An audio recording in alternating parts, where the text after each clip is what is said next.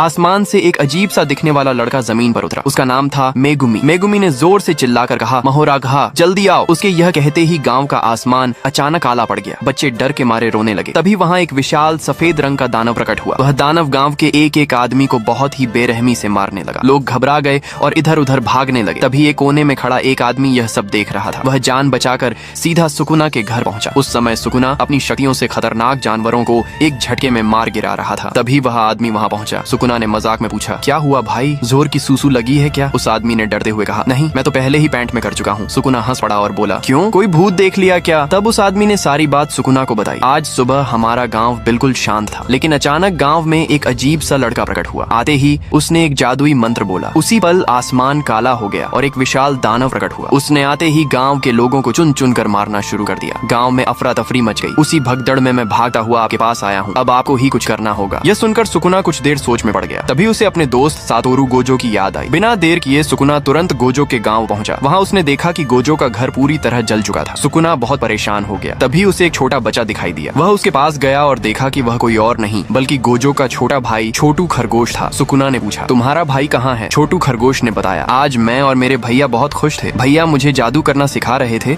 और मैं अच्छे से सीख भी रहा था, लेकिन तभी मुझसे गलती से ऐसा जादू हो गया जिससे आसमान काला पड़ गया। उसी समय आसमान से एक अजीब सा लड़का उतरा। उसने चिल्ला कर कहा, महोराघा जल्दी आओ। उसके मंत्र बोलते ही एक सफेद दानव प्रकट हुई। ये सब देखकर मेरे भैया गुस्से से पागल हो गए और सीधे दानव के सामने खड़े हो गए, लेकिन उस दानव ने उन्हें एक बक्से में बंद कर दिया और फिर दोनों कहीं गायब हो गए। यह सुनकर सुकुना के होश उड़ गए। उसने कहा, अब मुझे ही कुछ करना पड़ेगा। छोटू खरगोश बोला, मैं भी आपकी मदद करूंगा। अब दोनों तैयार थे। दूसरी ओर पास के गांव में तबाही मची हुई थी। महोराघा लोगों को कुत्तों की तरह मार रहा था। मेगुमी एक कोने में खड़ा हंस रहा था और सातोरू गोजो उस बक्से में बंद था। सुकुना और छोटू खरगोश यह सब छुप कर देख रहे थे। सुकुना ने कहा, मेरे पास एक जबरदस्त योजना है। फिर उसने छोटू खरगोश को अपना पूरा प्लान समझाया। दोनों के चेहरों पर शैतानी मुस्कान थी। उसी समय मेगुमी लाशों के ढेर पर बैठा मजे ले रहा था। तभी छोटू खरगोश उसके सामने जाकर खड़ा हो गया। जोर जोर से हंसते हुए बोला, अरे लड़के, तेरी शक्ल से ज्यादा सुंदर तो मेरा पिछवाड़ा है। यह सुनकर मेगुमी बहुत गुस्सा हो गया। उसने फिर से महोराघा को बुलाया और कहा, महोराघा इस बच्चे को जान से मार दो। महोराघा छोटू खरगोश के पीछे दौड़ पड़ा। यह देखकर मेगुमी जोर जोर से हंस रहा था, लेकिन तभी सुकुना चुके से आया